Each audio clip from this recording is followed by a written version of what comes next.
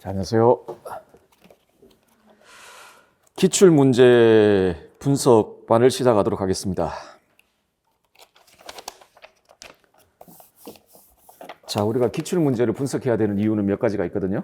몇 가지가 있는데 일단 그거부터 조금 말씀을 드리고 뭐 다들 아실 텐데 반복해서 이야기하는 것 자체가 별로 의미는 없는데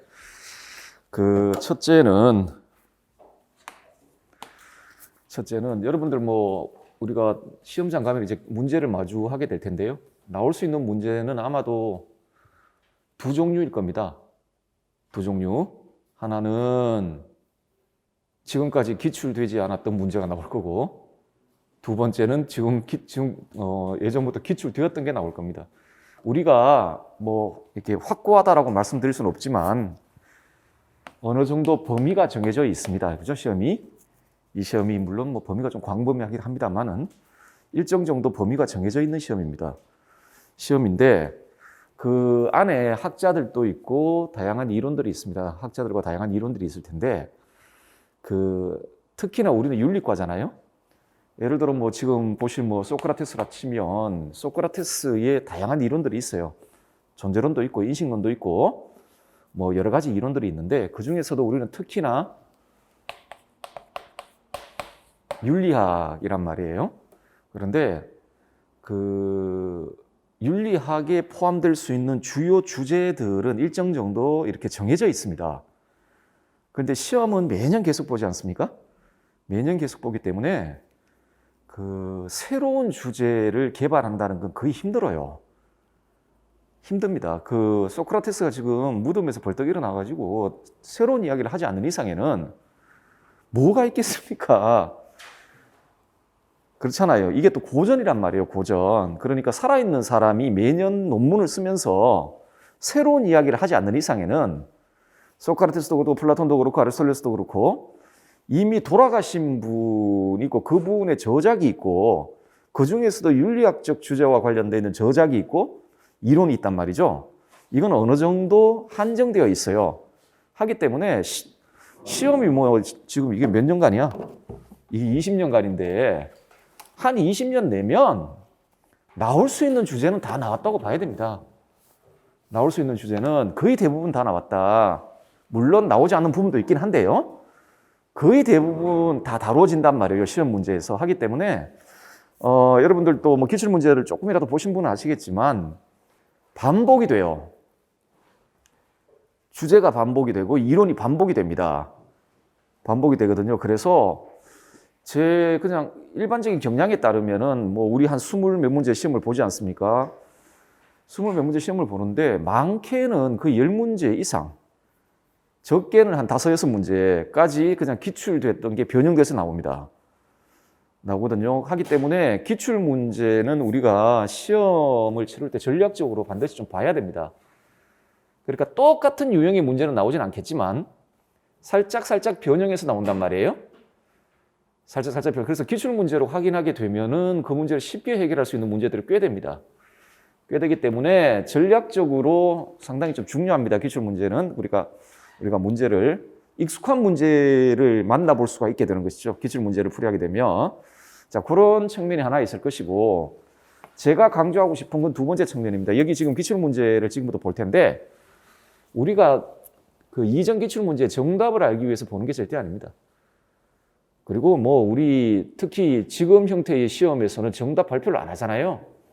예전에 객관식 시험 문제야 뭐 그날 바로 정답 발표했지만 그래서 저는 그때가 좋았던 게 그때는 시험 치고 제가 그 짓을 안 했거든요. 뭐 예시 답안 이런 짓을 안 했습니다. 왜 정답 다 발표하는데 뭐 하려고 예시 답안을 씁니까? 근데 지금은 정답을 발표 안 해요. 정답을 발표를 안 하고 심지어 채점 기준표 자체를 공개를 하지 않습니다. 채점 기준표 자체 공개를 하지 않기 때문에 이게 뭐가 정답인지를 100% 확신할 수 있는, 물론 원문 주고 기입 주고 뭐 이런 것들이 있습니다. 그런 거야 그냥 원문 확인하면 다 나오죠. 그리고 서술 문제도 상당수는 원문이나 이런 데 기반해서 내기 때문에 원서 찾아보면은 나옵니다. 나오기 때문에 뭐 상당수는 그냥 알 수는 있습니다. 알 수는 있는데 그래도 뭐 조금 애매한 것들 있지 않습니까? 그죠? 그래서 그게 뭐 100% 정답이다라고 말하기도 애매한 문제들이 좀 있습니다. 자, 그래서 중요한 거는 정답을 아는 게 아니죠. 정답을 아는 게 아니라 요 기출 분석 강의를 통해 우리가 이론을 한번 싹 정리를 할 수 있는 기회가 되었으면 좋겠습니다. 제가 제 강의 1년 동안 강의 스케줄이 여러분들 뭐 어쨌든 암기를 해야 되잖아요. 시험은 암기를 해야 됩니다. 방법이 없잖아요. 그죠? 암기를 해야 되는데 암기는 반복입니다. 반복이라서 강의 스케줄이 1년 동안에 제 강의 스케줄을 한 4번 정도 이론을 계속 이렇게 좀 반복하도록 좀 구성되어 있습니다. 기본 이론이죠. 이론 강의가 있고 거기서 한 번 정도 보시고 다음에 기출 문제를 전체적으로 보면서 다시 한번 전체적으로 이론을 한번 보시고 뭐 문제풀이 같은 데서 한번 보시고 모의고사 치면서 또 한번 한 4번 정도 반복을 하면 어느 정도 좀 암기가 되지 않을까 그런 생각을 가지고 있거든요. 자, 그래서 제가 중점적으로 강조드리는 건 기출 분석을 하면서 요 기회를 통해 전 영역의 이론을 다시 한 번 더 확인을 하고 우리가 부족한 점을 좀 메꾸고 숙지도 하고 자, 그런 기회가 좀 되었으면 좋겠습니다. 그리고 세 번째로 좀 부수적인 것인데 우리 시험의 유형 자체가 이렇게 제시문 주고 문제 주고 뭐 이렇게 되어 있지 않습니까? 그죠? 뭐 객관식 같으면 밑에 선택지가 있을 것이고 선택지가 이렇게 있을 텐데 요 제시문 있지 않습니까? 여러분들 뭐 제가 이론 강의 때도 말씀드리곤 하는데 가장 원칙적으로 시험 공부를 할 때 최고의 수험서는 2차 자료들이 아니에요. 여러분들 연구서라든지 논문들 있잖아요. 그죠? 그런 2차 연구서들 있잖아요. 2차 자료들, 연구서들 있잖아요. 연구서들이 아닙니다. 최선의 수험서는 원서입니다. 원서. 아리스토텔레스 다른 연구서 100번 필요 없어요. 그냥 니코마코스 윤리학 다 외우고 있으면 돼요. 그냥. 그걸로 끝이에요. 칸트 기출문제에 활용되었던 원서들 보면은 그 정초, 그리고 윤리형이성학 정초하고 실천이성 비판 하고 우리 생활과 윤리에서 사형제 같은 거 나오잖아요. 윤리형이성학. 세 권은 그냥 다 알고 있으면 됩니다. 딴 책을 볼 이유가 없어요. 다른 책을 볼 이유가 없습니다. 그 안에 출제 근거들 출제자가 출제를 할 때 근거로 삼는 내용이 그 안에 다 있고 다음에 답안이 거기 다 있습니다. 그리고 그 답안이 가장 객관적이죠. 칸트가 그렇게 이야기했다는데 무슨 뭐 다른 이야기할 필요는 뭐 있습니까? 아리스토텔레스가 그렇게 이야기했다는데 그렇죠. 연구서는 어떤 의미에서 위험한 점도 있습니다. 왜냐하면 연구서는 언제나 그걸 서술한 사람들의 관점이 들어가요. 다양한 해석이 있을 수 있잖아요. 고전에 대해서는 다양한 해석이 있을 수 있거든요. 100명의 학자가 있으면 100명의 해석이 있을 수 있어요. 인문학은 특히. 우리는 수학을 하는 게 아니지 않습니까? 하기 때문에 연구서를 집필한 사람들의 관점이 심지어 역사서가 예를 들어 뭐 윤리학사 뭐 이렇게 있잖아요. 학문의 사상사 책들이 있잖아요. 외형상 상당히 객관적으로 보이지만 심지어 그 사상사마저도 필자의 견해가 들어갑니다. 여러분들 아마 서양 윤리 같은 거 많이 보시는 게 아마 에링턴 책 같은 것도 많이 보실 텐데 그래도 그 책이 나름 중립적이에요. 나름 중립적이라도 이렇게 군데군데 보면은 해석들, 학자들에 대한 해석들이 있거든요. 영미적 시각이 상당히 들어가 있습니다. 영미적 시각이 플라톤을 해석하는 데 있어서도 심지어 휴움을 해석하는 데 있어서도 영미적 시각이 들어가 있어요. 예를 들어 대륙에 있던 사람이 그걸 썼으면 대륙에 있는 어떤 학자가 그걸 썼으면 아마 휴움 쓸 때 정서주의 같은 거 아예 이야기 안 할 거예요. 대륙에서 휴움 해석하는 학자들 중에 정서주의 이런 거 가지고 이야기하는 사람은 없습니다. 그런데 에링턴은 어느 나라 사람입니까? 영미권 사람 아닙니까? 그러니까 뭐 정서주의 같은 이야기도 하고 한단 말이에요. 물론 그거를 소개를 해주는 방식으로 이야기를 합니다. 하기 때문에 상당히 좋은 책입니다. 그러니까 휴움은 뭐 정서주의 아버지야 이런 식으로 이야기를 하는 게 아니라 정서주의의 관점에서 해석될 수 있다라는 식으로 소개를 해주는 방식으로 이야기를 하니까 괜찮죠. 상당히 좀 중립적인 책이라고 생각합니다만 어쨌든 그런 책마저도 필자의 관점이 들어가요. 예를 들어 풍울한 자신의 관점이 들어가 있습니다. 관점이 들어가 있는 부분들이 많거든요. 자기 해석이 들어가 있는 부분이 많단 말입니다. 자, 그래서 어떤 의미에서는 2차 자료는 까딱 잘못하면 위험할 수도 있습니다. 하기 때문에 이게 가장 좋긴 한데 칸트의 3대 저서, 윤리학적 3대 저서 다 읽으신 분? 정초, 실천이성 비판, 윤리행위상학. 이거 다 읽으신 분? 물론 있겠죠. 여러분 뭐 다 똑똑하신 분이니까 아마 다 읽었을 거라고 생각을 합니다. 다 외우신 분은 없을 거라고 생각을 합니다. 없을 거라고 생각을 하고요. 그리고 지금 막상 1년 동안의 시험 준비 과정에서 지금 칸트 하나만 해도 힘들잖아요. 그리고 기출의 근거가 되었던 저서들을 아무리 적게 잡아도 칸트만 해도 3권이에요. 물론 그 중에서 정초가 제일 많이 나오긴 하는데, 근데 그래도 뭐 다 보려면 3권이거든요. 3권이거든요. 칸트만 3권입니다. 플라톤의 대화편이 몇 편인 줄 아세요? 플라톤의 대화편이? 그 중에서 좀 윤리학적으로 의미 있는 대화편이라 쳐도 5편이 넘어요. 기출되어 있는 거 보면 국가는 당연히 나올 거고, 뭐 프라타고라스도 나오고, 뭐 등등 나온단 말이에요. 그렇단 말이에요. 아리스토텔레스만 니코마코스 윤리학이 있고, 자, 그 모든 원서들을 지금 만약에 지금 시험 준비를 들어가기 직전에 그걸 전부 읽지 않았다라고 가정을 한다라면 1년 안에 그걸 읽고 정리하고 암기한다는 건 제가 봐서는 현실적 가능성이 없어요. 현실적인 가능성이 없어요. 그 중에서 뭐 좀 중요하다 싶은 거 한 3-4권 이렇게 추려가지고 몇 가지 뭐 책만 읽는다 뭐 그 정도는 하겠죠.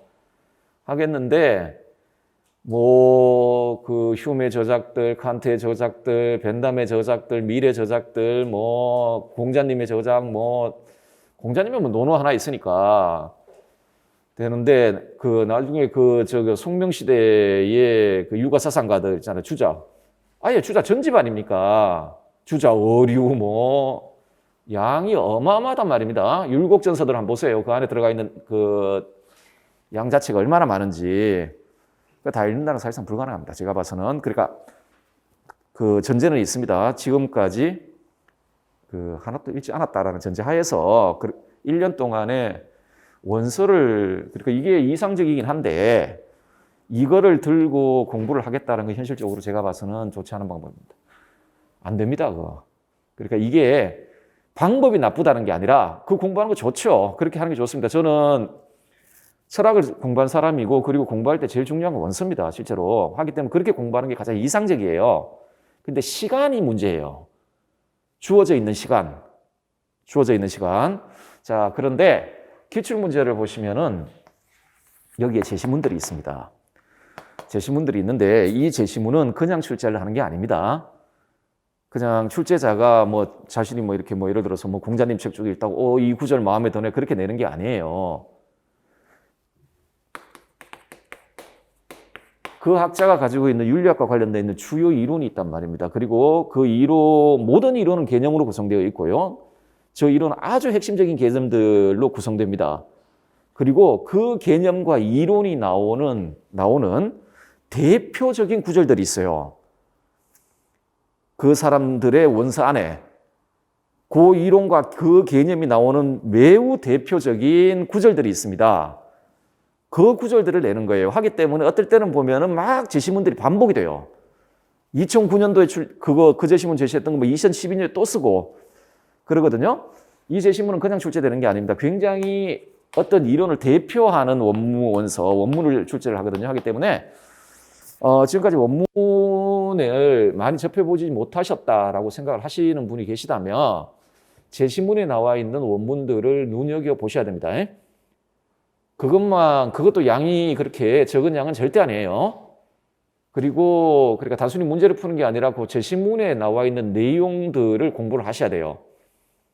그러면은 좀 보충이 될 거라고 생각을 합니다. 제 생각에. 원문과 관련해서 좀 보충이 될 거라고 생각을 하기 때문에 그 문제 자체를 하나하나 좀 잘 뜯어서 제시문부터 시작해서 발문에 나와 있는 주제들, 다음에 객관식 같은 경우에는 선택지들.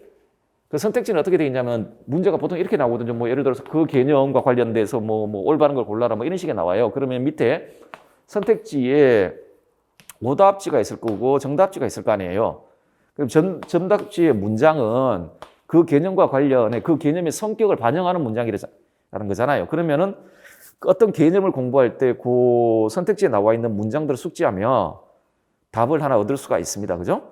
오답지는 정답지로 바꿔서 숙지하면 되는 거고, 이런 방식으로 그 문항과 그 문제의 문항은 주제, 그러니까 그 사람의 이론과 관련된 아주 중요한 주제를 다루고 있고요. 그런 걸 묻는 겁니다. 이 주제와 관련해서 아는지를 묻는 거잖아요. 관련되어 있고, 제시문은 그 주제와 관련된 매우 대표적인 원문들이 제시됩니다. 대부분의 경우에. 그래서 요것들 하나하나 좀 분석하다 보면 이론들을 좀 정립하고 그 관련되어 있는 원서들도 볼 수 있는 기회가 될 겁니다. 그래서 허투루 그냥 이렇게 쑥쑥 지나가지 마시고 그냥 답만 알고 넘어간다라는 생각을 하지 마시고 제시문도 꼼꼼히 보시고 그 안에 들어가 있는 개념들도 좀 확인을 하시고, 그러니까 문제와 관련이 없는 개념이라 할지라도 주요 개념이면 확인을 하시고, 이런 방식으로 좀 분석을 해 나가다 보면 이론도 정립이 될 것이고 관련되어 있는 원문도 볼 수 있을 것이고, 다음에 예상도 가능할 겁니다. 아, 이 학자 혹은 이 이론과 관련해서 앞으로 어떤 형태의 문제가 출제될 가능성이 있겠구나 라는 예상도 가능하고 대비도 할 수 있을 거라고 생각을 합니다. 그런 점에 좀 포커스를 맞추고 좀 준비를 하시면, 기출 분석을 하시면은 여러분한테 남는 게 많지 않을까 그런 생각을 하고 있고요. 지금 20년간이라 해가지고 거의 뭐 흉기입니다. 지금 책이 거의 흉기인데, 제가 아마 강의 안내서에서 말씀드렸는데 이거를 예전에는 전체 다를 하다 보니까 13주 정도 나오더라고요. 8주에 못 끝냅니다. 그러니까 석 달이 넘어가요. 그래서 몇 년 전부터 응용윤리하고 통일교육론하고 논술은 인강으로 대체를 했습니다. 그건 아마 강의 안내서에 되어 있을 거니까 그렇게 좀 우리 강의의 효율성을 위해 계속 이것만 붙들고 있을 수는 없지 않습니까? 보시고, 다음에 우리가 시험 시기를 좀 구분하자면 아마 2009학년도 요때 그 객관식 2차 논술 이런 식으로 바뀌었을 거예요. 그 이전에는 서술형 문제가 있었고요. 이렇게 보던 시기가 있었고, 몇 년부터 바뀌었죠? 2014학년도도 바뀌었나요, 또? 2014학년부터 바뀌었나? 하여튼 뭐 2014학년도부터 지금 현재 형태의 시험을 보고 있습니다. 보고 있는데, 이것도 이제 문제가 꽤 많이 쌓여 있습니다. 꽤 많이 쌓여 있는데, 저는 주로 여기에 있는 문제들은 대부분 다 볼 거고요. 이쪽에 아주 옛날 서술형 시험 같은 경우에는 우리 교육과정 내용 요소하고 안 맞는 부분들이 꽤 많아요. 맞지 않는 부분, 현재에 맞지 않는 문제들이 있거든요. 그런 문제들은 좀 제외하고 좀 의미가 있다라고 생각되는 문제들을 좀 보도록 하겠습니다. 보도록 하고. 그리고 이렇게 볼 때 이렇게 막 비슷한 문제가 겹치는 경우들이 있거든요. 그럴 경우에는 어떤 문제들은 그냥 패스를 하도록 하겠습니다. 많지는 않습니다. 좀 패스를 하도록 그런 방식으로 그 강의를 좀 진행을 하도록 하겠습니다. 여러분들은 이미 일정 정도 공부가 되어 있다라는 가정하에서 이론반 수업을 할 때처럼 좀 자세하게 설명드리지는 않고요. 핵심만, 관련 이론들을 핵심만 좀 말씀드리는 방식으로 진행을 하도록 하겠습니다. 자, 뭐 더 이상 말씀드릴 거 지금 시간이 별로 없습니다. 13주 걸린다니까요. 빨리빨리 합시다. 자, 제 강의, 그러니까 이론반에서 제 강의 진행되었던 순서대로 하도록 하겠습니다. 먼저 서양 윤리부터 할 텐데, 여기서 한 가지만 더 말씀을 드릴게요. 우리 기출문제를 보시면 특정 하나의 학자만 대상으로 내는 문제가 있고 2인 이상의 학자를 묶어서 내는 문제들이 있습니다. 예를 들어 칸트하고 휴머를 이렇게 묶어서 내면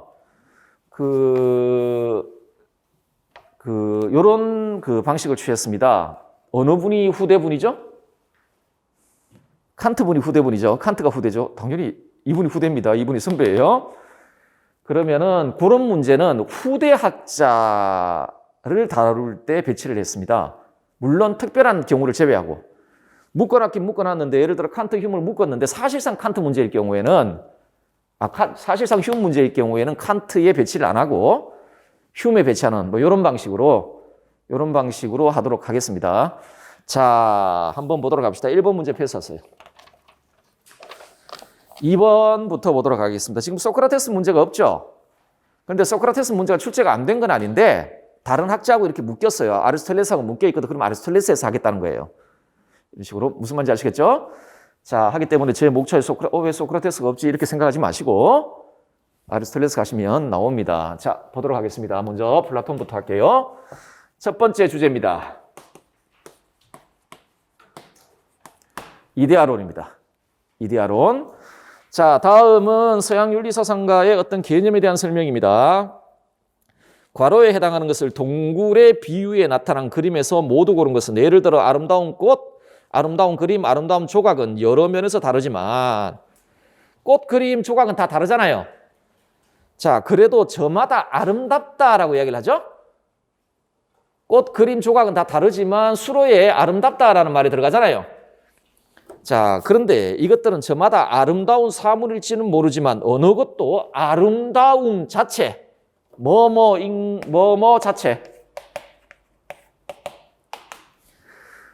자체는 아닙니다.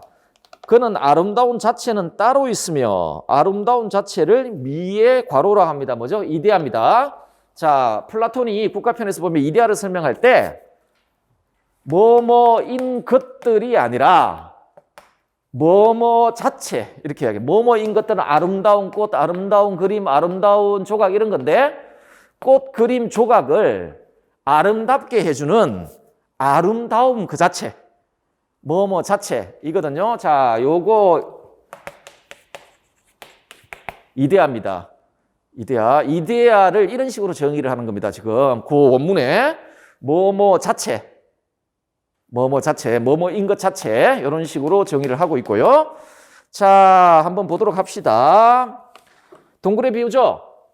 동굴의 비유는 제일 아래 지금 그 수인, 죄수가 묶여 있고요. 묶여 있고 쭉쭉쭉 올라가다 보시면은 그 제일 밑에 사람이 하나 있잖아요. 죄수가 있고 그 옆에 보면 그림자가 있죠. 항아리 그림자가 있고 그 위에 보시면은 항아리가 있고 자, 그 위에 보시면은 횃불이 타고 있죠. 타고 있고 다음에 그게 이제 점선이 있지 않습니까? 그 횃불 위에 점선이 있잖아요. 그게 이제 동굴 입구거든요. 거기가 동굴 입구에 막 붙어 있는 게 연못 같은 게 하나 있죠. 그 연못 안에 나무 그림자가 있고 그 위에 나무가 있고 그 위에 태양이 있죠. 태양이 있거든요. 자, 이게 그 플라톤의 존재론을 비유로 나타낸 겁니다. 동굴의 비유인데. 자, 여러분 어떻습니까? 거기 죄수는 어떤 사람이죠? 인식적 수인 상태라고 이야기를 하는데 죄수는 지금 묶여서 있죠? 벽만 쳐다보는 거예요. 그림자만 쳐다보는 상태에 있는 건데 이런 상태가 어떤 상태냐면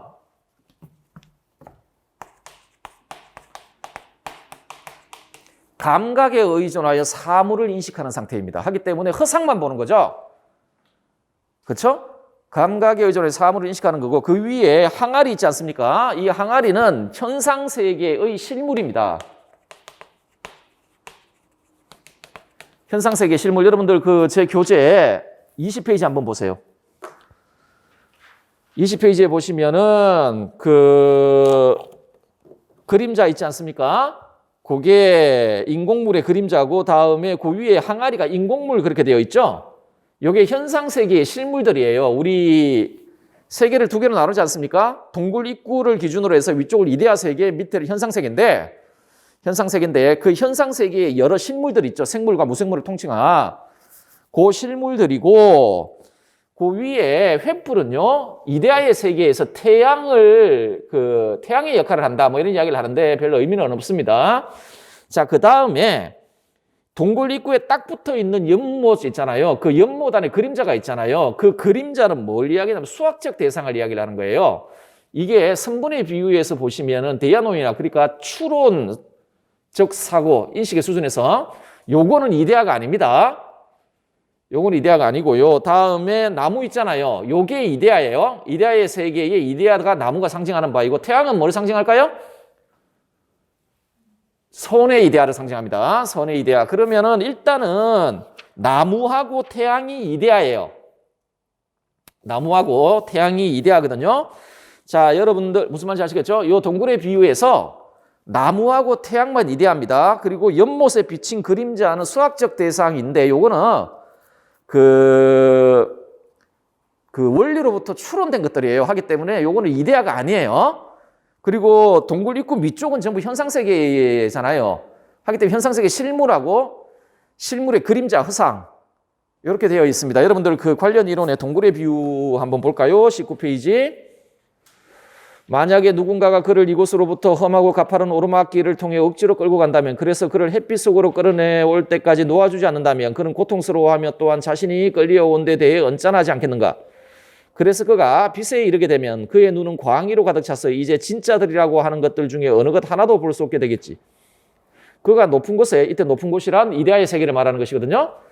높은 곳의 것들을 보게 되려면 익숙해짐이 필요하다고 나는 생각하네. 처음에는 그림자들을 제일 쉽게 보게 될 것이고 그 다음은 물에 비친 사람들이나 또는 다른 것들의 상을 보게 될 것이며 실물들은 그런 뒤에야 보게 될 것이다. 또한 이것들에 대해서 하늘에 있는 것들과 하늘 자체를 밤에 별빛과 달빛을 봄으로써 더 쉽게 관찰하게 될 것이다. 낮에 해와 햇빛을 봄으로써 그것을 관찰하는 것보다도 말일세. 마지막으로 그는 해를 물속이나 다른 자리에 있는 해의 투영으로서가 아니라 제자리에 있는 해를 그 자체로 보고 그것이 어떤 것인지를 관찰할 수 있게 될 것이라고 나는 생각하네. 또한 다음으로 그는 태양에 대해 벌써 이런 결론을 내리고 있을 것이다. 즉 계절과 세월을 가다주며 보이는 영역에 있는 모든 것들을 다스리며 또한 어느 면에서도 그를 포함한 동료들이 보았던 모든 것의 원인이 되는 것, 바로 이것이라고 말했어요. 존재와 인식의 원인. 존재와 인식의 원인이란 말이죠. 자, 여보게라 글라우콘은 플라톤의 형입니다. 이 전체 비유를 앞서 언급된 것들에다가 적용시켜야만 하네. 시각을 통해서 드러나는 곳을 감옥의 거처에다 비유하는 한편으로 감옥 속의 불빛을 태양의 힘에다 비유함으로써 말일세. 그리고 위로 오름과 높은 곳에 있는 것들의 구경을 자네는 지성에 의해서라야 알 수 있는 영역으로 향한 혼의 등정으로 간주한다며. 자, 요거는 인식론과 관련해서 이야기하거든요. 자, 동굴의 비유에서 동굴 입구 밑에 있죠. 동굴 안쪽이 소위 감각에 의해 알려지는 세계예요. 그리고 동굴 입구 위쪽이 이데아 세계잖아. 요거는 오직 지성에 의해서만 알려지는 세계예요. 우리가 지성에 의해서만 파악될 수 있는 세계라는 거예요. 그게 이데아의 세계이고, 자네는 이걸 듣고 싶어하는 말일세. 그렇지만 그게 진실인지 어떤지 아마도 신이나 알 걸세. 아무튼 내가 보기에 이런 것 같으이, 즉 인식할 수 있는 영역에서 최종적으로 그리고 각고 끝에 보게 되는 것이 조음의 이데아이네. 그러나 일단 이를 본 다음에는 이것이 모든 것에 있어서 모든 옳고 아름다운 것의 원인이라고, 또한 가시적 영역에 있어서는 빛과 이 빛의 주인을 낳고 지성에 의해서라야 알 수 있는 영역에서도 스스로 주인으로 진리와 지성을 제공하는 것이라고. 그리고 또 장차 사적으로나 공적으로나 슬기롭게 행하고자 하는 자는 이 이데아를 보아야만 한다고 결론을 내려야만 해. 자, 이 본문에서 여러분들이 주목하셔 보셔야 될 건 조음의 이데아입니다. 선의 이데아. 자, 이 개념을 숙지를 하세요. 아직까지 플라톤의 이데아론 자체를 출제하지 않았어요. 그러니까 이때 아까 시험제도 바뀐 다음에 하니까 이데아론과 관련해서는 사실상 이데아의 성격이 어떠냐 이런 식으로 묻기에는 좀 힘들 거예요. 왜냐하면 여러 성격들이 있기 때문에 그걸 다 쓸 수는 없잖아요. 다 쓸 수는 없거든요. 대신에 이데아라는 개념과 다음에 선의 이데아, 그리고 선의 이데아가 나오는 가장 대표적인 구절이 방금 보셨던 요 원문입니다. 요 원문이니까 요 안에 선의 이데아라는 개념을 잘 확인을 하셔야 됩니다. 자, 우리 이제 3번 문제를 보도록 합시다. 지금부터 주제는 등론입니다. 등론. 자, 플라톤의 등론에 대한 이야기를 해보도록 하겠습니다. 다음은 윤리와 사상 수업에 사용된 자료이다. 이 자료의 내용을 주장하는 서양 윤리 사상가의 관점으로 옳은 것은, 제가 이 말씀 안 드렸구나. 이 책의 편제 있죠? 편제는 기출 순서대로 되어 있지 않습니다. 제가 어떤 식으로 그 편제를 했냐면, 이 어떤 학자의 윤리 이론이 있잖아요. 그 윤리 이론은 여러 이론들이 있을 거고 여러 개념들이 있잖아요. 그러면은 그 이론들과 관련된 문제들이 있으면 그걸 이렇게 하나씩 묶는 겁니다. 그래서 그 연도 순서대로 편제를 하지 않았다. 이게 나을 거예요, 여러분들한테 분석할 때. 이런 식으로 하는 게 나을 겁니다. 그 이런 식으로 덩어리로 하시는 게 나을 겁니다. 자, 서양윤리 사상 이해를 위한 고전 자료. 시민들은 저마다 탁월한 성장. 제 교재 보시면 이런 식으로 강조되어 있는 개념이 나올 거예요. 요거는 이 학자에게, 어떤 학자에게 있어서 중요한 개념이다 라는 겁니다. 그래서 기출 문제와는 상관없이 여러분들 잘 보셔야 됩니다.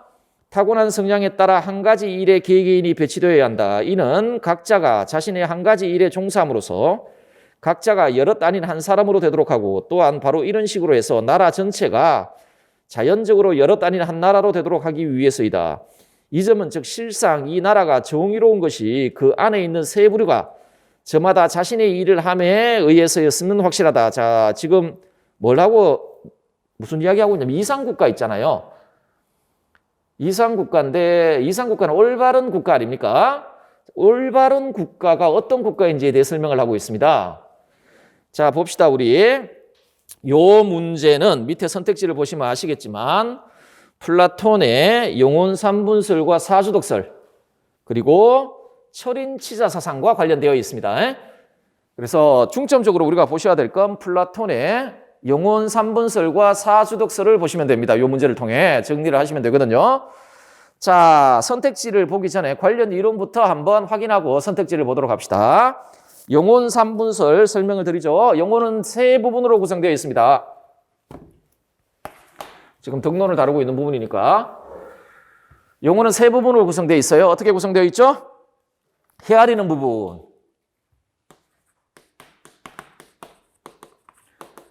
혹은 이성적 부분, 다음에 기계적인 부분, 다음에 욕구하는 부분, 이렇게 되어 있습니다. 이건 기능에 따른 구분입니다. 우리 영혼이 어떤 기능을 하느냐, 욕구하고 의분을 느끼고 이성적으로 헤아리는 역할을 하거든요. 기능을 하거든요. 자, 요게 세 부분이고, 세 부분은 그 나름의 기능, 일을 가지고 있어요. 이거 나름의 기능, 일을 가지고 있고, 이거는 이거 나름의 기능, 일을 가지고 있고, 이거는 이거 나름의 일을 가지고 있어요. 그리고 덕이란, 아레테란 언제나 기능과 관련되어 이야기되는 거거든요. 덕으로 번역되는 이 아레테라는 개념은 에르곤, 그러니까 기능과 관련한 탁월성이에요. 기능과 관련한 탁월성이에요. 달리 말해서 덕이란 어떤 기능을 훌륭하게 수행할 수 있는 힘이에요. 내적인 힘. 어떤 기능을 훌륭하게 수행할 수 있는 내적인 능력, 내적인 힘이 덕이에요. 그 덕이 있는 상태란 그 기능을 훌륭하게 발휘하고 있는 상태가 덕이 있는 상태예요. 무슨 말인지 이해되시죠? 자, 그러면은 각 부분의 일이 무엇인지를 한번 볼게요. 관련 이론 영혼 삼분설 한번 보세요. 플라톤은 영혼을 구성하는 부분을 세 부분으로 구분하는데 이성적인 부분, 기계적인 부분, 욕구하는 부분. 이성적인 부분은 논리적이고 추론적인 지식뿐만 아니라 이데아와 같은 영음불별하는 실제에 대한 알을 직관하는 영혼의 최상의 부분이죠. 이런 기능을 수행한다는 이야기예요. 기계적인 부분은 자신이 생각하기에 나쁜 것을 볼 때 의분을 느끼는 거예요. 그런 기능을 수행한다는 거예요. 자, 욕구하는 부분은 자신의 물질적 복지 및 그것의 충족과 관련된 자연적 욕망을 드러내는 부분이죠. 이런 역할을 한다는 거예요. 자, 그러면 덕이란 뭐라 그랬습니까? 그 기능과 관련된 일을 잘하게 만들어주는, 그 기능과 관련된 일을 잘하게 만들어주는 영혼의 힘이라 그랬죠. 그렇죠? 그러면은 요것과 관련해서 덕이 있는 상태는 얘가 이 일을 잘하고 있는 상태고, 그 기능과 관련해서 뭐 그런 거 아니겠습니까? 자, 그러면은 뒤에 보시면 사주덕이 나올 거예요. 자, 첫째 지혜예요. 지혜는 여기에 해당하는 헤아리는 부분 혹은 이성적 부분의 고유한 덕입니다. 이성적 부분의 고유한 덕이거든요. 예전에 그런 질문 받은 적이 있습니다. 그러면 철이는, 그러니까 통치자는 이 모든 덕을 다 가지고 있는 부분 아닙니까? 근데 왜 지혜를 그러니까 통치자의 고유한 덕이라고 합니까? 지금 말씀드렸지만 고유한 덕이에요. 고유한 덕. 통치자가 용기와 뭐 절제 이런 거 다 가지고 있을 수 있는 게 있어요. 철이는 절제도 있을 것이고 그 올바름도 있을 거 아니에요. 그런데 지금 말씀드리는 건 고유한 덕입니다. 그 존재의 고유한 덕, 혹은 우리 영혼의 요 각 부분에 있어서의 고유한 덕, 그 부분에서만 고유한 덕을 말하는 거예요. 자, 지혜는 이성적 부분의 고유한 덕입니다. 뭔지 한번 볼게요. 보편적인 도덕적 진리를 파악하고 인간에게 참으로 좋은 것이 무엇인지를 헤아려 올바른 판단을 내릴 수 있는 이성의 힘. 자, 기능과 관련된 탁월성이라고 말씀드렸죠. 아래테는 영혼의 다른 부분인 기계적인 부분과 욕구하는 부분뿐만 아니라 전체 영혼을 위해 참으로 좋은 것, 선, 이 무엇인지를 헤아리는 이성의 힘. 국가의 통치자 부류에게 요구되는 덕으로서 좋은 정책을 수립하여 국가 전체를 좋은 방향으로 지도하기 위해 요구되는 높은 지력. 자, 요게 지혜입니다. 자, 그럼 용기는 뭘까? 용기는 여기에 해당하는 덕이에요. 요 기계적인 부분에 해당하는 덕이거든요. 자, 그런데 보시면 기계적인 부분의 덕으로서 기계와 지혜가 결합하여 형성된 혼합된 덕이라고 되어 있죠. 요 기계 있잖아요. 여러분들 요 기계, 요거 용맹함이거든요.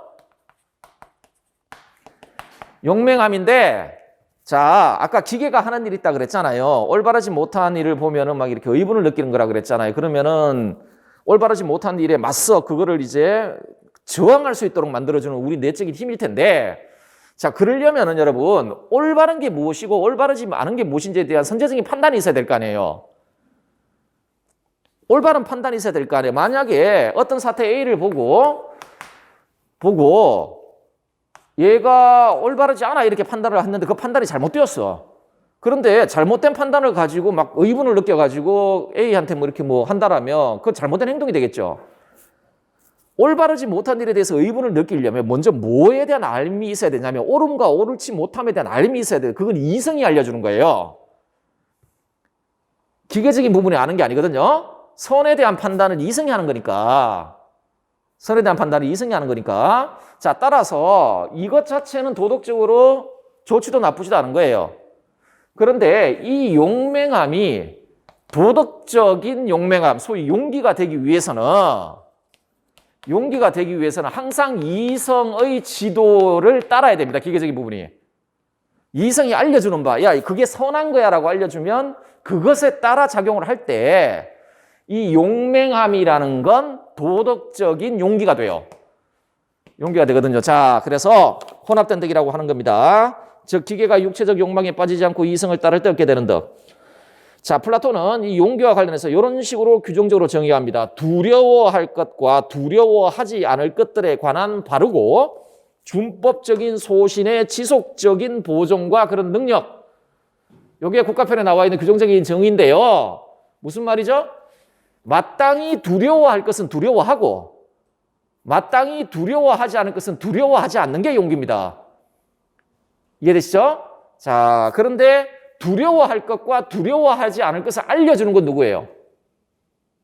한 개인의 영혼 안에서는 이성이 알려주는 겁니다. 국가에서는 통치자가 알려주는 거예요. 무슨 말인지 아시겠죠? 자, 개인으로 하여금 이성을 통해 파악한 도덕적 지식에 따라 실제로 행동하기 위해 비도덕적 욕구를 억제하고 이성이 요구하는 것을 두려움 없이 실행할 수 있도록 해주는 힘. 국가의 수호자 부류에게 요구되는 덕으로서 요 보조자로 바꾸십시오. 용어를 통일합시다. 원래 보조자가 넓은 의미의 수호자에 포함이 되긴 하는데 통치자와 좀 구분을 하기 위해서 우리 보조자라는 명칭으로 통일합시다. 자, 보조자 부류에서 요구되는 덕으로서 통치자의 명령에 따라 내외의 적에 맞서 굳건하게 국가를 수호하기 위해 요구되는 지혜와 혼합된 덕. 자, 요게 용기고요. 그 다음에 여러분 여기에는 고유한 덕이 없습니다. 여기에 요 안에는 고유한 덕이 없어요. 자, 그러면은 한번 볼게요. 절제하고 이제 올바름 혹은 정의가 남아 있는데 요거는 영혼 전체의 덕입니다. 두 개 다. 혹은 국가 전체의 덕이에요. 덕인데 절제란 영혼의 한 부분에 속하는 덕이 아니라 모든 부분이 갖춰야 될 전체의 덕으로서 개인에게 있어서나 국가에 있어서나 성향에 있어서 한결 나은 쪽과 한결 못한 쪽 사이에 어느 쪽이 지배할 것인지에 대한 합의 혹은 의견의 일치라고 국가편에서 이런 식으로 플라톤이 규정적으로 정의합니다. 국가편에서. 자, 그러면 이 말이 무슨 말이냐? 이 말이 무슨 말이냐? 자, 영혼 안에서 성향상 한결 나은 쪽이 여기잖아요. 순서 매겨보면 1등, 2등, 3등이거든요. 그러면 전체적으로 봤을 때 누가 지도를 해야 된다는 겁니까? 얘가 지배를 하고 얘가 자율적으로 그 지배를 받아들이는 거예요. 그 상태가 실현되어 있는 상태가 절제 있는 상태예요. 영혼이 절제 있는 영혼의 상태예요. 이 상태가 결국은 이성의 지도를 강조하고 있는 거예요. 자, 영혼의 기계적인 부분과 욕구하는 부분의 활동이 이성에 의해 파악된 최선의 삶에 대한 알에 따라 통제, 조절되고 있는 상태를 만들어내고 유지할 수 있는 힘이 절제예요. 영혼의 부분들이 서로 간섭하여 영혼의 부분들 사이의 조화와 균형이 무너지지 않도록 조절하는 역할을 하는 덕이요. 국가의 선에 대한 최상의 지식을 갖춘 지혜로운 자들이 통치하고 수호자와 생산자는 그들, 요것도 보조자로 바꾸십시오. 이거 바꿔야 되는데 제가 하나도 안 바꿨네. 보조자와 생산자는 그들의 명령에 따라 그들의 일을 훌륭히 수행할 때 형성되는 국가 전체의 덕. 이해되시죠? 자, 다음에 올바름이란 뭐냐? 혹은 정의란 뭐냐? 정의란 뭐냐? 자, 규정적 정의를 볼까요? 국가편에 나와 있는 첫 번째 기에 국가편에서 플라톤이 내린 정의예요. 올바름에 대한 각자가 각자의 이 할 일을 하고 다른 사람의 일을 넘보지 않는 것, 이런 식으로 정의를 합니다. 플라톤의 정의는 반드시 숙지를 하셔야 돼요, 여러분. 각자가 각자의 할 일을 하고 다른 사람의 일을 넘보지 않는 것. 자, 영혼에서 각자란 이 세 개를 이야기를 하는 거예요. 영혼에서 각자란 요 세 개를 이야기하겠죠. 국가에서는 요게 통치자 부류, 요게 보조자 부류, 요게 생산자 부류일 텐데, 그러면은 국가에서는 그 세 부류를 이야기하는 거예요. 그러면 각자가 각자의 일을 잘한다는 건 뭐예요? 그 부분과 관련된 자기 일을 잘 해낸다는 거죠. 그러면은 당연히 지혜, 용기가 있겠죠. 용기가 있겠죠. 자, 그런데 플러스 뭐가 돼 있죠? 다른 사람의 일을 넘보지 않는다라는 말이죠. 얘가 얘 할 일을 넘보지 않고 이 부분이 이 부분을 하려 하지 않고 이 부분이 이 부분을 하려 하지 않는다는 거예요. 그러려면 뭐가 있어야 됩니까? 절제가 있어야 됩니다. 절제. 절제란 뭐예요? 이성이 우리를 지도하고 우리는 이성의 명령에 따라 우리 일을 하겠다는 거잖아요. 그런데 그게 강요가 아니잖아요. 합의라 그랬지 않습니까? 자율적으로 복종을 하겠다라는 거 아닙니까? 자, 그러면은 올바름의 덕이라는 건 사실상 지혜, 용기, 절제를 갖춘 전체적으로 훌륭한 영혼의 상태를 말하는 거예요. 전체적으로. 자, 영혼의 각 부분이 자신의 기능에 따라 역할을 훌륭하게 수행하고 나아가 각 부분이 조화를 이루어 하나의 전체적인 기능을 훌륭하게 수행하고 있는 상태를 이루고 유지하는 영혼의 힘 혹은 능력. 국가 내의 사회적 부류들 사이의 상호관계를 올바르게 조절함으로써 국가를 구성하는 개인들을 결속시켜 한마음 한뜻으로 하나된 나라를 만들어내는 조화로운 결합력. 이게 올바름 혹은 정의가 되겠습니다. 자, 그러면 우리 선택지 한번 볼까요? 옳은 것은 이라고 이야기했으니까 1번 절제를 통치자와 피치자 모두의 관계되는 덕으로 본다. 자, 부분의 덕입니까? 부분의 어떤 특정 부분의 고유한 덕입니까? 아니면 영혼이나 국가의 전체적인 덕입니까? 영혼이나 국가의 전체적인 덕이죠. 하기 때문에 1번은 맞아요.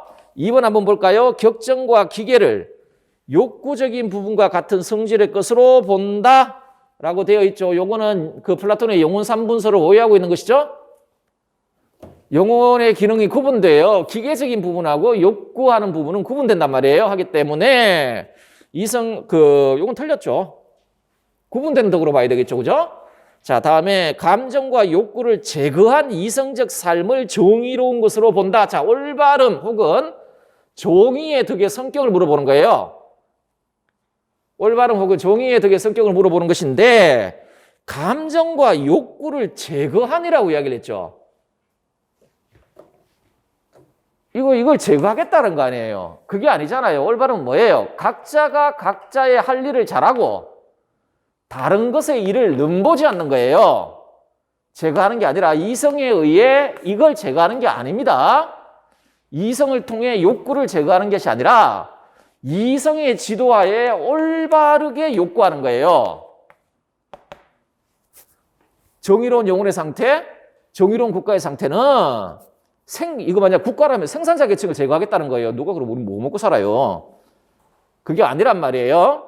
이성의 지도하에 욕구하는 부분이 올바르게 욕구하는 거예요. 이해되시죠? 그게 정의입니다. 그래서 이렇게 바꿔야 될 것 같아요. 이성에 의해 감정과 욕구가 적절하게 규제된 삶. 제거된 삶이 아니고, 제거된 삶이 아니라 규제된 삶. 욕구하는 부분이 이성의 지도를 받고 있는 거죠. 이성의 인도에 따라 올바르게 욕구하는 삶이에요. 자, 그 다음에 3번. 모든 시민은 덕의 하명을 통해 철인치자가 될 수 있다. 이거는 제가 설명을 드릴게요. 자, 지혜로운 자가 통치자가 되어야 되는데, 지혜로운 자가 통치자가 되어야 돼요. 자, 지혜로운 자가 통치자가 되는 이유가 있어요. 왜냐하면 국가가 가장 이상적 형태로 유지되기 위해서는 국가의 선에 대한 참된 알을 소유한 자가 국가를 통치할 때에만 국가는 이상적인 형태를 유지할 수 있다고 보는 거예요. 그래서 국가의 객관적 선이 있고 이걸 인식할 수 있는 사람이 통치자가 되어야 된다. 그래 그 사람이 운영을 해야 배는 선장이 운영하듯이 배는 선장이 지도해야 될 거 아니에요. 그래야지 배가 암초에 부딪혀서 뭐 이렇게 난파되지 않을 거 아닙니까? 마찬가지로 그 선장이 배를 끌고 나가는 이유는 항해술에 있어서 전문가이기 때문에 그렇거든요. 자, 지혜로운 자, 철이는 통치에 있어서 전문가예요. 통치에 있어서 전문가인데 이 말은 달리 말해서 통치술에 대한 전문적 지식을 가지고 있다는 겁니다. 다르게 이야기하면 국가의 객관적 선에 대한 알을 가지고 있는 자라는 이야기예요. 거기에 기초해서 법령도 만들고 정책도 만들고 해서 국가를 이끌 때 국가는 올바르게 이렇게 뭐 유지될 수 있겠죠. 자, 그러면 누가 그 통치자가 어떤 사람이 지혜로운 자가 돼야 돼요. 그런데 태어난 아기들 중에 누가 지혜로운 자가 될지 어떻게 알아요? 자, 국가에서 각자는 각자의 할 일을 해야 된다고 이야기를 하죠. 그 할 일은 그가 가지고 있는 선천적 성향과 관련되어 있어요. 플라톤은 어떻게 생각하냐면 사람들은 태어날 때부터 어떤 일을 잘할 수 있는 선천적인 성향을 가지고 태어난다고 봐요. 그런데 우리는 뭘 확인해야 되냐면 그 애들이 어떤 선천적 성향을 가지고 있는지, 그러니까 어떤 일을 잘할 수 있는 능력을 가지고 있는지를 봐야 되는 거예요. 그걸 확인하는 과정이 교육 과정이에요. 교육을 시키는 거예요. 그래서 뭐 노예는 일단 사람이 아니까 제외하고 그 공동체 태어난 애들 있잖아요. 그 애들을 전부 교육 과정에 넣어요. 그래서 아주 어릴 때는 왜 시가 체육부터 시작을 하지 않습니까? 그러다가 이제 뭐 기하학도 가르치고 나중에 최고 학문이 변정술이거든요. 선의 이데아를 보는 거예요. 여기까지 올라가는 애가 올라가서 선의 이데아를 인식할 애 있잖아. 선의 이데아를 인식한다는 건 뭐예요? 선의 근원을 인식하는 거 아닙니까? 하기 때문에 국가의 선에 대해서 인식할 거 아니에요. 그런데 이 교육 과정에서 거의 대부분 탈락합니다. 대부분 탈락하고요. 극소수만 여기 가가지고 학위를 받는 거죠. 여기 올라가서 학위를 받는 애들은 거의 극소수예요. 하기 때문에 모든 시민은 덕의 하명을 통해 철인치자가 될 수 있는 게 아니에요. 이미요, 플라톤의 관점에서는 철인이 될 수 있는 타고난 성향을 가진 애들은 그런 애들만 이 교육 과정을 견뎌낼 수가 있어요. 그 예를 들어 보조자 성향을 타고난 애들 있죠? 걔네들은 이 교육 과정 어떤 시점에서 탈락합니다. 생산자의 성향을 가지고 있는 애들 있죠? 그런 타고난 성향을 가지는 애들 있잖아요. 걔네들은 이 교육 과정에서 그 아래에서 탈락해버려요. 따라서 배움을 사랑하고 진리를 쉽게 배울 수 있는 천성을 타고난 소수의 사람으로 바꿔야 됩니다. 여러분들 국가편 보시면은 이 천성에 대한 통치자가 될 사람, 소위 철인의 천성에 대해서 이야기하는 부분이 나와요. 웃기지도 않아요. 웃기지도 않는 게 아니라 괴롭습니다. 그 이야기 들어보면 잠도 적어야 하고요. 잠 많이 자는 애들, 천성적으로 잠이 많은 애들, 얘는 철학자 못 돼. 철인 못 돼. 다음에 이거 키도 크고 잘생겨야 돼요. 외모는 또 뭘 이야기를 하는지 모르겠는데 어쨌든 간에 뭐 그런 게 나옵니다. 그런데 좀 이렇게 압축해서 이야기하는 배움을 사랑하고 성향상 배움을 사랑하는 애들이 있단 말이에요. 사랑하고 진리를 쉽게 배울 수 있는 천성을 타고난 소수의 사람입니다. 이거 무슨 말인지 이게 플라톤의 생각이에요. 이 성향은 타고난다고 봐요. 생산자는 생산자의 성향을 타고난 애들이고 보조자는 보조자의 성향을 타고난 애들이고 철인은 철인의 성향을 타고난 애들이에요. 그걸 골라내는 게 얘가 어떤 성향을 가지고 있구나를 확인하는 과정이 교육과정이에요. 교육과정. 자, 그 다음에 정의를 그 자체는 수것으로나 그 결과를 좋은 것으로. 자, 이것도 설명을 드릴게요. 국가편을 보시면 그 글라우콘이 아니다. 그 소크라테스의 제자가 소크라테스한테 선생님 우리 보고 막 이렇게 정의 강조하시는데 왜 그러십니까? 라고 물으면서 정의가 그 자체로 좋기 때문에 우리가 정의로워야 하는 겁니까? 아니면 정의는 그 자체 때문이 아니라 그것이 가져다 주는 어떤 결과 때문에 우리가 정의로워야 되는 겁니까? 아니면 둘 다입니까? 이렇게 물어요. 그때 소크라테스의 대답은 정의는 그 자체로도 좋고 그 결과 때문에도 좋다 라고 대답을 합니다. 자, 그래서 이거는 정의는 그 자체로 좋고 그 결과 때문에도 좋다 이렇게 해야 돼요. 자, 그런데 이게 어떤 의미에서 국가라는 플라톤의 그 저작 있잖아요. 저작에서 플라톤이 입증하고자 하는 굉장히 중요한 주장이에요. 정의는 그 자체로도 좋고 그 결과 때문에 좋다는데 제가 봤던 플라톤 관련된 논문들 중에 보면 이렇게 플라톤 전문학자들 있잖아요. 이게 국가편 자체에서는 입증 실패했다라고 이야기해요. 플라톤이 이게 정확히 입증을 못했다. 국가편만 가지고 이야기를 하자면 한번 그 정도로만 참고로 말씀드릴게요. 이 문장만을 숙지하시면 돼요. 정의는 그 자체로도 좋고 그 결과 때문에도 좋다. 라는 내용이 있죠. 자, 그 다음에 4번 한번 보세요. 자, 4번을 보도록 합시다. 가나는 서양 고대 윤리 사상가들의 주장입니다. 작성 방법에 따라 서술하시오. 가, 훌륭함은 선천적으로 있게 된 것도 아니며 저절로 있게 된 것도 아니다. 그것은 가르쳐질 수도 있으며 마음씀으로 해서 있게 된다. 훌륭함은 가르쳐질 수 있는 것을 설화나 논변으로 내가 말했을 뿐만 아니라 아테네인들도 그리 믿고 있다. 지혜, 절제, 용기, 정의, 그리고 경건함은 모두 훌륭함에 이때 훌륭함은 덕을 말하는 겁니다. 아레테를 말하는 겁니다. 아레테를 이렇게 번역하거든요. 자, 아레테를 훌륭함 이렇게 번역하기도 하고 탁월성 이렇게 번역하기도 합니다. 요새 그 서양 고대 전문학자들이 아레테를 덕으로 잘 번역을 안 해요. 왜 아레테를 덕으로 잘 번역하지 않냐면 그 당시 그 그리스 사람들은 아레테를 사람에게만 적용해서 사용하지 않았기 때문에 그래요. 이런 것도 아레테가 있거든요. 그 기능과 관련되어 있다고 있기 때문에 어떤 사물이든지 간에 그 자신의 고유한 기능을 훌륭하게 훌륭하게 발휘하면 아레테가 다 있는 거예요. 아레테가. 자, 다시 한번 읽어보겠습니다. 지혜, 절제, 용기, 정의, 그리고 경건함은 모두 훌륭함의 부분들이다. 이것들 중 넷은 서로 상당히 비슷하지만 기억은 이것들 모두와 아주 다르다. 나와보겠습니다.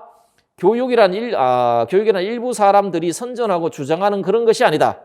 그들은 보지 못하는 눈에 시력을 넣어주듯 지식 없는 영혼에 지식을 넣어줄 수 있다고 주장한다.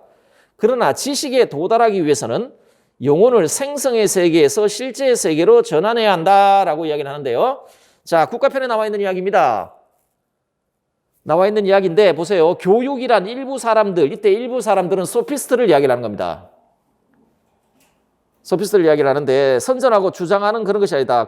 소피스트들은 보지 못한 눈에 시력을 넣어주도 지식 없는 영혼에 지식을 넣어줄 수 있다고 생각한다. 이게 소피스트들이 가지고 있는 관점이거든요.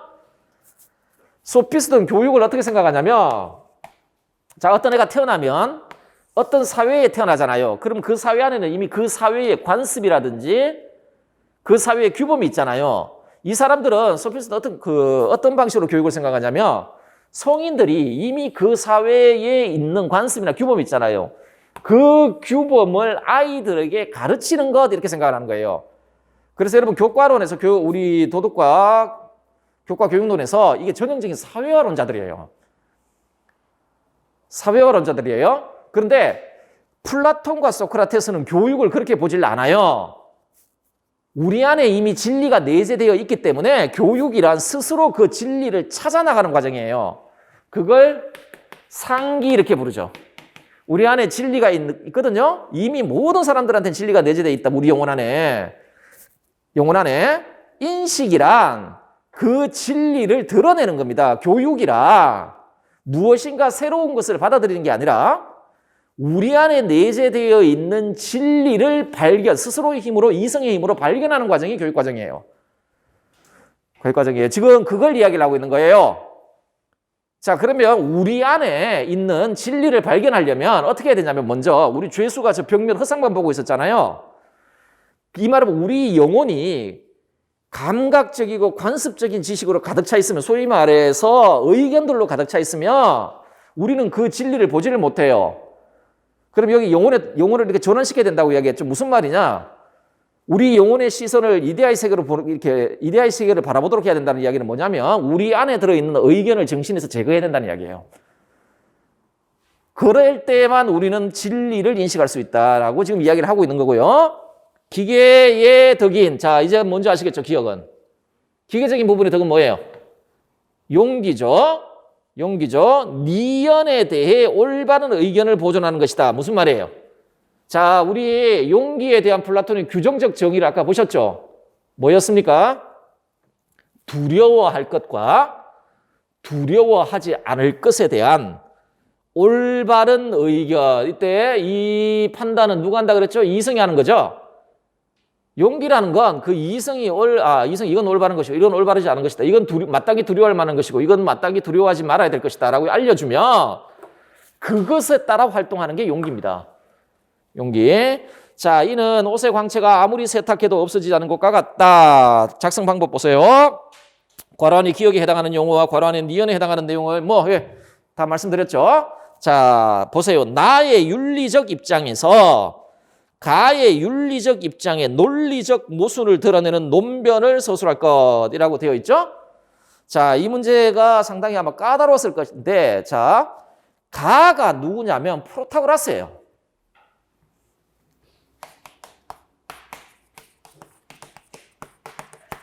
프로타고라스거든요. 자, 프로타고라스인데, 그러면 프로타고라스의 저술에 있는 말이냐, 주장이냐?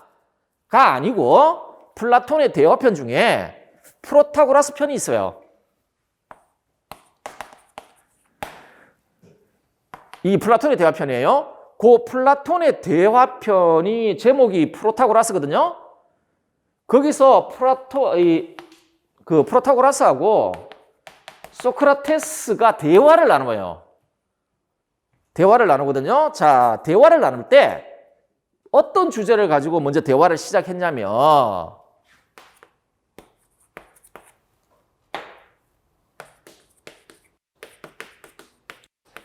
이 주제를 가지고 대화를 시작했어요.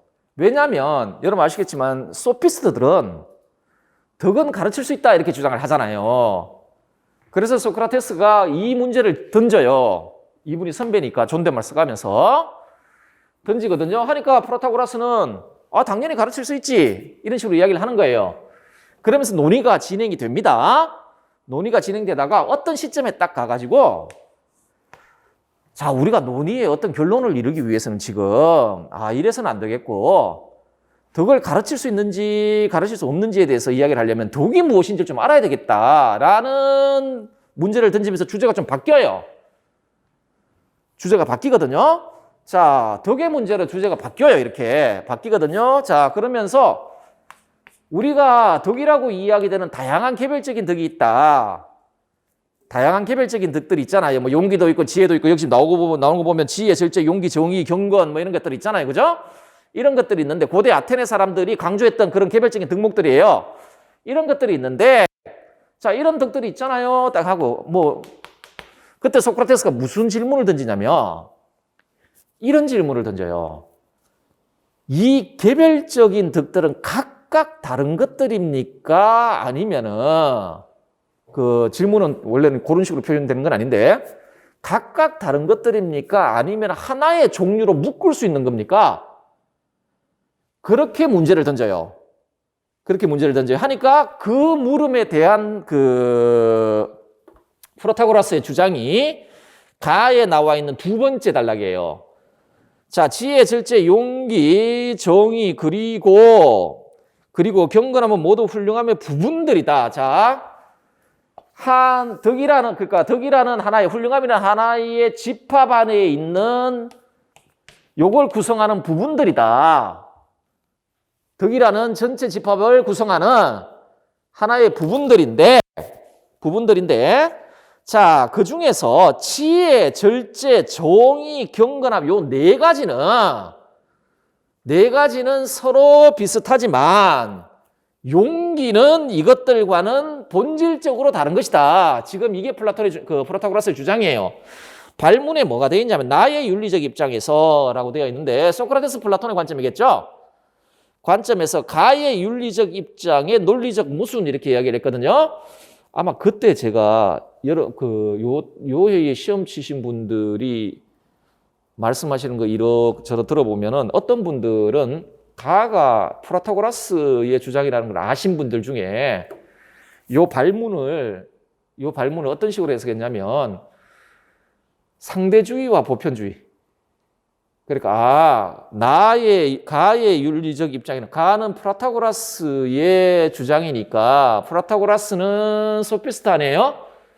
소피스트의 윤리적 입장은 상대주의 아닙니까? 그러면 상대주의의 논리적 모순을 드러내는 논변들이 있거든요. 자기 파괴적이다, 자기 모순적이다 이런 상대주의의 문제점이 있거든요.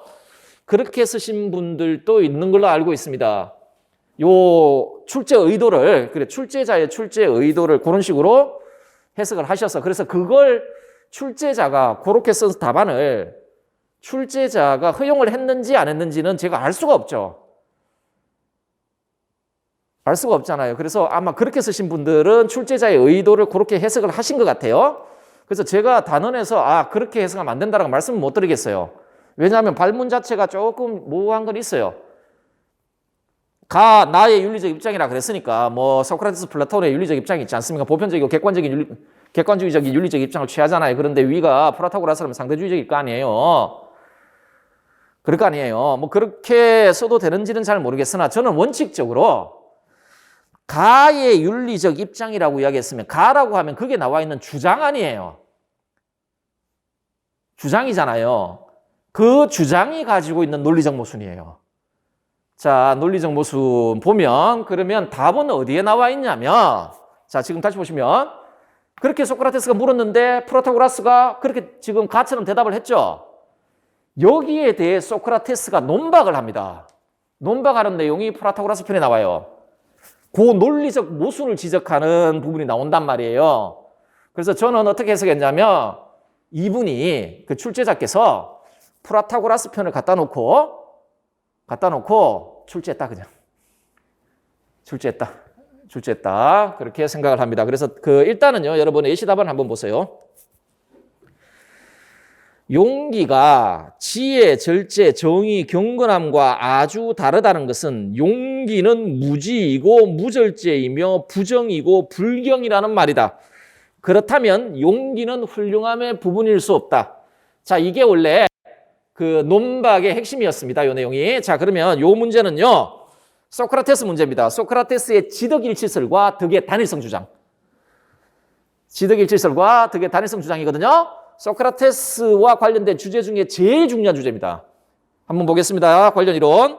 자, 덕이란 각자가 가진 고유한 기능을 잘 발휘하여 그 기능과 관련된 일을 훌륭하게 해낼 수 있는 능력. 인간의 덕이란 인간의 고유한 기능인 이성의 기능을 완전히 발휘하여 그와 관련된 일, 즉 인간으로서의 최선의 삶을 누리기 위해 요구되는 것에 대한 참된 삶을 파악한 일을 훌륭하게 해낼 수 있는 능력. 그렇겠죠? 우리의 고유한 기능은 이성이니까. 따라서 덕 있는 상태는 이성을 완전하게 사용하여 최선의 삶을 영위하는 데 필요한 참된 이성적 지식 혹은 기술을 소유한 상태로서 이 상태가 인간에게서는 가장 좋은 상태입니다. 그래서 이 논리로부터 지덕복 일치설을 이끌어내잖아요. 그렇죠? 자, 메논에 등장하는 지덕일치 논리를 봅시다. 덕은 그 자체로 좋은 것이고 유익한 것이다. 자, 이 전제에서 출발해요. 이 전제는 참이에요. 덕이란 덕을 소유한 사람을 해치지 않거든요. 그 자체로 좋고 유익한 것인데 어떤 것이 유익한 것이라면 우리가 이성을 사용하여 그걸 바르게 이용했기 때문에 달리 말해서 참된 이성적 지식에 따라 그것을 지혜롭게 사용했기 때문에 그런 것이다. 자, 예를 들자면 돈은 그 자체로 좋지도 나쁘지도 않아요. 왜냐하면 저건 우리를 해칠 수도 있어요. 돈은 우리를 해칠 수도 있거든요. 우리를 좋게도 만들기도 하고 우리를 해칠 수도 있는데 의 가능성을 다 가지고 있단 말이에요. 뭐 성리학적 표현대로 가선가악하단 말이에요. 이게 그러면 얘가 선한 것이 되려면 어떻게 해야 되냐면 선에 대한 참된 인식을 가지고 저걸 선하게 이용해야 돼요. 선에 대한 참된 인식을 가지고, 달리 말하면 인간에게서 참으로 좋은 것이 무엇인지에 대한 참된 인식을 가지고 그걸 잘 이용할 때 얘는 우리에게 좋은 것이 돼요. 그런데 그 선에 대한 무지로 인해 이걸 잘못 이용하게 되면 얘는 악한 것이 돼버려요. 우리를 해쳐요. 자,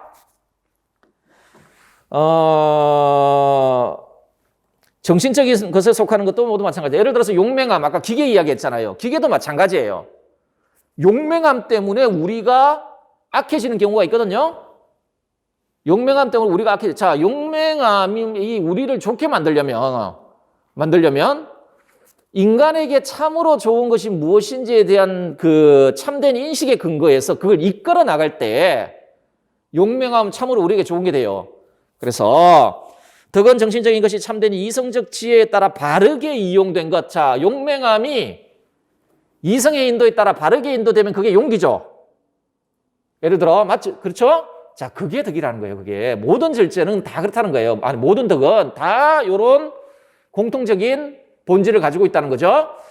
자, 이런 점에서 모든 개별적 덕은 지식이 정신적인 것을 주도함으로써 형성되는 것이라 하겠다. 그러므로 지식은 덕의 필수 조건이며 그러한 항에서 덕은 지식의 일종이다. 달리 말해 지식은 모든 개별적 덕의 본질이고 따라서 개별적 덕은 모두 지식에 속한다. 이러면서 덕은 지식이다 이렇게 주장하거든요. 자, 그러면 이 주장으로부터 덕의 단일성 주장이 나와요. 덕은 하나다. 소크라테스가 그런 식으로 이야기하거든요. 덕은 하나다. 그런데 덕이 하나밖에 없다라는 말이 아니에요. 개별적 덕들이 다 있죠. 용기, 절제, 뭐 경건 다 있잖아요. 중요한 게 뭐냐면 얘네들의 공통 본질이 지식이라는 거예요. 그런 의미에서 덕은 하나다 이렇게 이야기를 하는 거예요. 자, 소크라테스는 모든 덕은 하나라고 주장한다. 그의 이 주장은 각각 독특한 성격을 지닌 개별적 덕들의 공통 본질은 지식이라는 관점에 근거해 있다. 그에 의하면 덕들은 다양한 문제 상황에서 서로 다른 것들로 나타나지만 그것들은 근본적으로 최선의 인간 삶의 영위와 관련된 참된 이성적 지식에 근거한다는 점에서 하나이다. 즉 모든 개별적 덕들은 지식의 개별적 표현에 불과한 것으로 본질적으로 지식이라는 동일한 하나의 영역에 속하는 것이다 라고 되어 있고, 요 밑에 제가 그 프라타고라스 편에 아까 말했던 프라타고라스에 대한 논바과 관련된 내용이에요. 주장에 대한 논바가 어떻게 하는지 한번 보세요.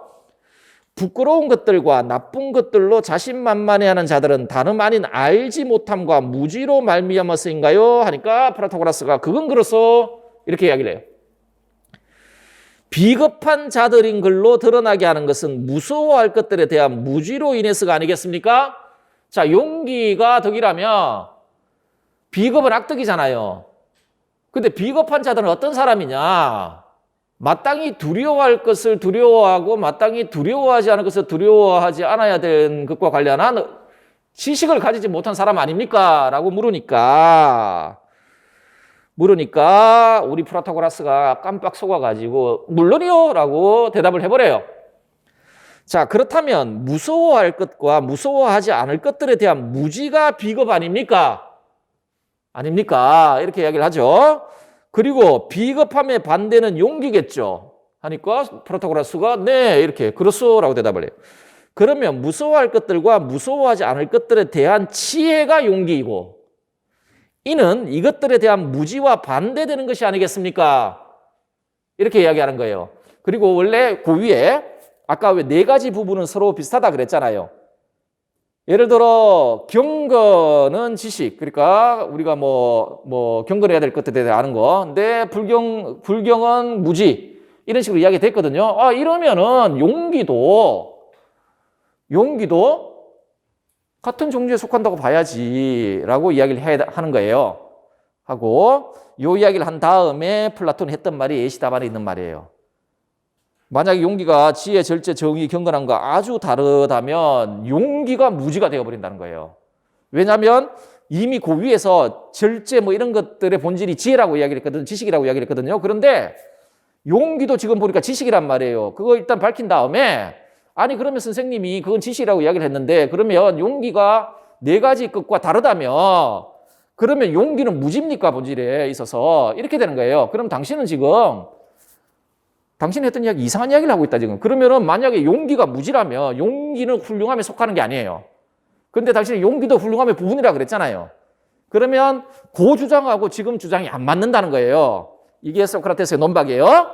자, 그래서 용기는 무지고 무절제이며 부정이고 불경이라는 말이다. 그렇다면 용기는 훌륭함의 부분일 수 없다. 자, 이해되시죠? 그래서 아까도 말씀드렸지만 이거를 윤리적 보편주의하고 윤리적 상대주의 이런 식으로 구분해가지고 윤리적 보편주의자인 소크라테스 플라톤이 윤리적 상대주의의 입장을 취하고 있는 플라타고라스를 비판하라는 문제로 낸 건지 아니면은 제 생각처럼 아예 그냥 플라타고라스 편을 갖다 놓고 그 안에 실제로 플라타고라스가 했던 그 실제 주장 있잖아요. 아까 봤던 그것에 대한 소크라테스의 구체적인 논박을 쓰라는 건지 근데 저는 후자로 해석해서 그렇게 작성했습니다. 이해되시죠? 좀 쉬었다가 보도록 합시다.